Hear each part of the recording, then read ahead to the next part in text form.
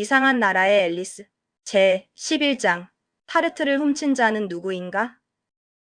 하트 왕하고 여왕이 그들이 딱 도착했을 때 왕자에 앉아 있었어요. 그들 주위에는 귀여운 작은 새들이랑 동물 친구들, 그리고 카드 한 벌이 다 모여 있었죠. 마치 그림책에서 튀어나온 듯한 다채로운 광경이었답니다. 하트 잭은 묵직한 사슬에 묶인 채로 그들 앞에 우뚝 서 있었고, 양쪽에는 늠름한 병사들이 한 명씩 서서 그를 빈틈없이 지키고 있었어요. 왕 가까이에는 늘 바쁜 흰토끼가 서 있었는데, 한 손에는 빛나는 나팔을 들고 다른 손에는 중요한 양피지 두루마리를 소중히 쥐고 있었답니다. 법정의 딱 한가운데에는 커다란 타르트 접시가 가득 놓인 멋진 탁자가 놓여 있었죠. 타르트가 너무나 맛있어 보여서 마치 황금빛으로 구워진 달콤한 꿈 같았달까요? 앨리스는 보기만 해도 절로 배가 고파지는 것 같았어요. 아, 이 재판이 빨리빨리 끝나서 저 맛있는 다과를 나눠줬으면 좋겠네. 앨리스는 속으로 그렇게 혼잣말을 했답니다. 하지만 지금으로선 그런 기미는 전혀 안 보여서 앨리스는 지루한 시간을 재미있게 보내려고 주위를 두리번거리기 시작했어요. 앨리스는 전에 법정에는 단 한 번도 가본 적이 없었지만 평소에 읽었던 책들 덕분에 그곳에 있는 거의 모든 것의 이름을 정확히 알고 있다는 사실에 꽤나 만족스러워하며 뿌듯해했죠. 아, 저건 재판관이네. 앨리스는 조용히 혼잣말을 했어요. 커다랗고 하얀 가발을 쓰고 있으니까 분명 재판관일 거야. 그런데 놀랍게도 그 재판관이 바로 왕이었어요. 왕은 가발 위에 반짝이는 왕관을 쓰고 있었는데 어떻게 그렇게 할 수 있었는지 궁금하다면 책 표지를 보면 바로 알 수 있었답니다. 그 모습이 전혀 편해 보이지도 않고 보기에도 좀 어색하고 우스꽝스러워 보였어요. 마치 머리에 무거운 탑을 얹은 것 같았달까요? 그리고 저건 배심원석이고 저 12마리 친구들은 앨리스는 굳이 친구들이라고 말할 수밖에 없었는데 왜냐하면 그들 중 어떤 친구는 온순한 동물이고 어떤 친구는 귀여운 새였기 때문이었죠. 아마 배심원들일 거야. 앨리스는 배심원들이라는 단어를 두세 번 혼자 나직이 되뇌었는데 그 단어를 정확히 안다는 사실이 제법 자랑스러웠어요. 왜냐하면 앨리스는 자기 또래의 어린 여자아이들 중 이 단어의 의미를 아는 친구가 거의 없다고 생각했거든요. 물론 배심원 아저씨들이라고 해도 상관은 없었을 거예요. 12명의 배심원들은 모두 작은 석판 위에 무언가를 아주 열심히 쓰고 있었어요. 그들의 연필 끝에서 긁는 소리가 사각사각 들려오는 것 같았죠. 저 친구들은 대체 뭘 하고 있는 거야? 앨리스는 궁금증을 참지 못하고 그리폰에게 조용히 속삭이듯이 물어봤어요. 재판이 시작하기도 전에 적을 게 있을 리가 없잖아. 자기 이름을 적고 있대. 그리폰이 앨리스의 귀에 대고 속삭이듯이 대답했어요. 재판이 끝나기 전에 자기 이름을 까먹을까봐 미리 적어두는 거래. 어휴, 바보 같은 것들. 앨리스가 화가 나서 큰 소리로 말하기 시작했지만 얼른 입을 다물고 멈췄어요. 왜냐하면 늘 바쁜 흰토끼가 법정에서는 조용히 라고 크게 외쳤고 왕은 자신의 안경을 쓰고는 누가 그렇게 무례한 말을 했는지 알아보려고 불안한 듯 주위를 두리번거렸기 때문이었죠. 앨리스는 마치 그들의 어깨 너머로 몰래 보는 것처럼 모든 배심원들이 자기 석판에 큼지막하게 바보 같은 것들 이라고 적고 있는 걸 똑똑히 볼 수 있었어요. 그리고 그들 중 한 친구는 바보 같은이라는 단어의 철자를 정확히 몰라 옆 친구에게 조용히 물어봐야 했다는 것도 알아차렸죠. 재판이 끝날 때쯤이면 그들의 석판이 온통 엉망진창이 되겠네. 앨리스는 고개를 갸웃하며 생각했답니다. 배심원 중 한 친구가 정말 듣기 싫은 끼익거리는 소리가 나는 연필을 가지고 있었어요. 앨리스는 그 소리를 도저히 참을 수가 없어서 법정 둘레를 조용히 돌아 그 배심원 뒤로 살금살금 갔고 곧 그 연필을 몰래 빼앗을 절호의 기회를 찾았죠. 앨리스는 정말 아주 재빠르게 눈 깜짝할 사이에 그걸 해냈답니다. 그 불쌍하고 작은 배심원그는 도마뱀. 빌이었어요. 은 연필이 어디로 감쪽같이 사라졌는지 전혀 알아차리지 못했어요. 그래서 사방을 눈을 부릅뜨고 찾아보다가 결국 남은 하루 동안 손가락으로 열심히 써야 했는데 그건 석판에 아무런 흔적도 남기지 않으니까 거의 쓸모가 없었죠.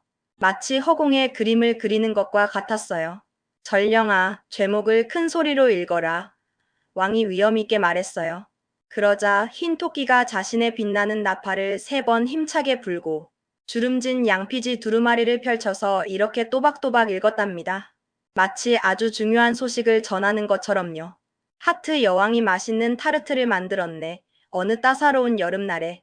하트 잭이 그 타르트를 훔쳐서 통째로 가져가 버렸네. 배심원들은 이제 평결을 내리시오. 왕이 명령하듯이 말했어요. 아직 안 됩니다. 아직이에요. 흰토끼가 급하게 끼어들듯이 말했어요. 그의 목소리에는 다급함이 묻어 있었죠. 그 전에 해야 할 일들이 아주 많습니다. 첫 번째 증인을 불러라.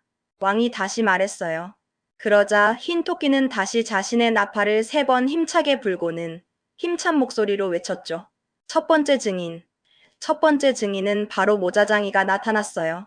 그는 한 손에는 찻잔을, 다른 손에는 버터 바른 빵 조각을 들고 법정 안으로 비틀거리며 들어왔죠. 폐하, 부디 저를 용서해 주십시오. 그가 떨리는 목소리로 말하기 시작했어요. 이런 것들을 들고 와서 정말 죄송합니다만, 폐하의 부름을 받았을 때 아직 차를 다 마시지 못했답니다. 다 마셨어야지. 왕이 단호하게 말했어요. 언제 차 마시기를 시작했느냐? 모자장이는 그와 함께 법정에 들어온 3월토랑 잠자는 쥐를 불안한 눈으로 바라봤어요. 3월 14일이었던 것 같습니다. 그가 불확실하게 말했어요. 아니, 15일이야. 3월토가 옆에서 끼어들듯이 말했죠. 아니야, 16일이었어. 잠자는 쥐가 졸린 목소리로 덧붙였어요. 그걸 적어라. 왕이 배심원들에게 명령했어요. 배심원들은 열심히 세 날짜를 모두 자기 석판에 꼼꼼히 적고는 그것들을 합산한 뒤 실링과 펜이라는 돈 단위로 환산했답니다. 마치 어려운 수학 문제를 푸는 것처럼요. 모자를 벗어라. 왕이 모자장이에게 단호하게 말했어요. 제 것이 아닙니다. 모자장이가 머뭇거리며 말했죠. 도둑질이군.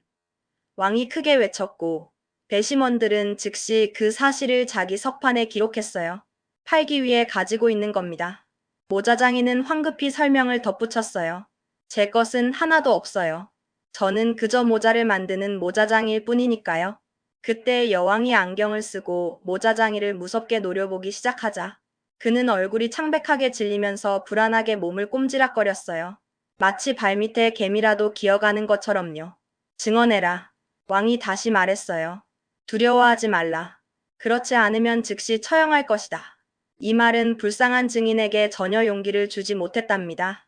오히려 더 겁을 먹게 만들었죠. 그는 불안하게 한 발에서 다른 발로 옮겨 서며 여왕을 계속 바라보다가 너무나 당황한 나머지 그만 버터 바른 빵 대신 찻잔을 한입 깨물어 버렸어요. 바로 그때 앨리스는 아주 이상하고 묘한 감각을 느꼈답니다. 처음에는 그게 뭔지 몰라 너무나 혼란스러웠지만 곧 자신이 다시 커지고 있다는 걸 알아차렸어요. 마치 풍선처럼 몸이 부풀어 오르는 것 같았죠. 앨리스는 일어나서 법정을 나갈까 잠시 생각했지만 다시 곰곰이 생각해보니 아직 자리가 있는 한 그 자리에 그대로 있기로 했어요. 너무 밀지 마. 앨리스 옆에 불편하게 앉은 잠자는 쥐가 짜증 섞인 목소리로 말했어요. 숨을 쉴 수가 없어. 어쩔 수 없잖아. 앨리스가 아주 공손하고 부드럽게 말했어요. 나는 계속해서 잘하고 있으니까. 여기서 멋대로 잘할 권리는 없어. 잠자는 쥐가 단호하게 말했답니다. 말도 안 돼. 앨리스가 좀 더 당당하게 살짝 발끈한 목소리로 말했어요. 너도 잘하고 있잖아. 그래, 하지만 나는 아주 합리적인 속도로 자라. 잠자는 쥐가 불퉁하게 말했어요. 너처럼 그렇게 터무니없이 빠른 방식으로는 아니지. 그리고는 불쾌한 듯 자리에서 일어나 법정의 반대편으로 멀리 가버렸어요. 그동안 여왕은 모자장이를 계속해서 무섭게 노려보고 있었고, 잠자는 쥐가 법정을 가로지를 때 여왕은 법정 관리 중 한 명에게 날카롭게 말했죠. 지난 음악회 가수 명단을 지금 당장 가져오너라. 그러자 불쌍한 모자장이는 너무나 떨려서 그만 신고 있던 신발이 두 짝 다 벗겨졌답니다.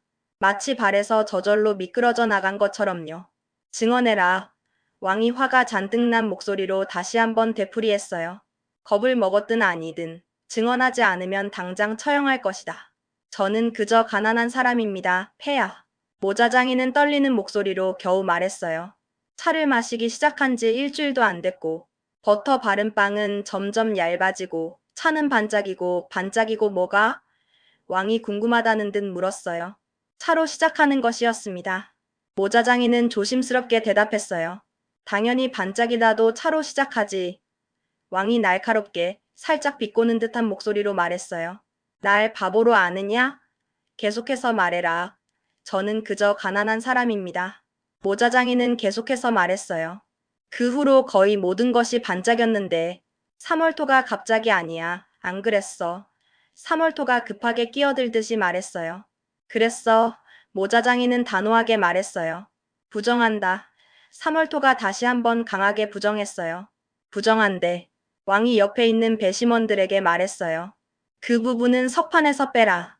어쨌든 잠자는 쥐가 갑자기 모자장이는 계속해서 말하며 그가 혹시라도 부정하지 않을까 불안한 눈으로 주위를 둘러봤어요. 하지만 잠자는 쥐는 아무런 말도 하지 않았답니다. 그는 곤히에 아주 깊이 잠들어 있었거든요. 그 후에 모자장이는 계속해서 말을 이었어요. 버터 바른 빵을 좀 더 썰었는데. 그런데 잠자는 쥐는 뭐라고 말했지? 배심원 중 한 친구가 갑자기 물었어요. 기억이 안 납니다. 모자장이는 힘없이 말했어요. 기억해야만 한다. 왕이 단호하게 말했어요. 그렇지 않으면 당장 처형할 것이다. 불쌍한 모자장이는 그 말에 놀라 그만 찻잔과 빵을 손에서 떨어뜨리고 한쪽 무릎을 꿇었어요. 저는 그저 가난한 사람입니다. 폐하. 그는 울먹이듯이 다시 말하기 시작했죠. 넌 정말 형편없는 말쟁이로구나. 왕이 못마땅하다는 듯이 말했어요. 그때 기니피그 한 마리가 갑자기 환호성을 질렀고 즉시 법정 관리들에 의해 제압되었답니다. 그것은 좀 어려운 말이라서 어떻게 한 건지 친절하게 설명해 줄게요. 그들은 입구가 끈으로 묶인 아주 커다란 캔버스 자루를 가지고 있었는데 그 안에 기니피그의 머리를 먼저 쏙 집어넣고는 그 위에 사람들이 앉아버렸답니다. 아, 그게 바로 그거였구나. 앨리스는 고개를 끄덕이며 생각했답니다. 신문에서 재판 기사 끝부분에 박수가 시도되었으나 즉시 제지되었다라는 말을 자주 읽었는데 그게 무슨 뜻인지 이제서야 알겠어. 그게 내가 아는 전부라면 이제 내려가도 좋다. 왕이 모자장이에게 말했어요. 더 내려갈 수 없습니다. 모자장이는 힘없이 말했죠. 저는 이미 바닥에 있습니다. 그럼 이제 앉아도 좋다. 왕이 대답했어요. 이때 또 다른 기니피그가 갑자기 환호성을 질렀고 그 역시 이전처럼 법정 관리들에 의해 제압되었답니다. 좋아, 이제 기니피그들은 다 끝났네. 앨리스는 안도의 한숨을 쉬며 생각했어요. 이제는 재판이 좀 더 빨리 진행되겠어. 차를 다 마시는 게 낫겠는데. 모자장이는 불안한 얼굴로 여왕을 힐끗 바라보며 말했어요. 여왕은 여전히 가수 명단을 꼼꼼히 읽고 있었거든요. 이제 가도 좋다. 왕이 허락했어요. 모자장이는 급하게 법정을 나갔고 너무 서두른 나머지 신발을 신을 새도 없었답니다. 밖에서 그의 목을 쳐라. 여왕이 한 관리에게 차가운 목소리로 덧붙였어요. 하지만 관리가 문에 닿기도 전에 모자장이는 이미 감쪽같이 사라지고 없었죠.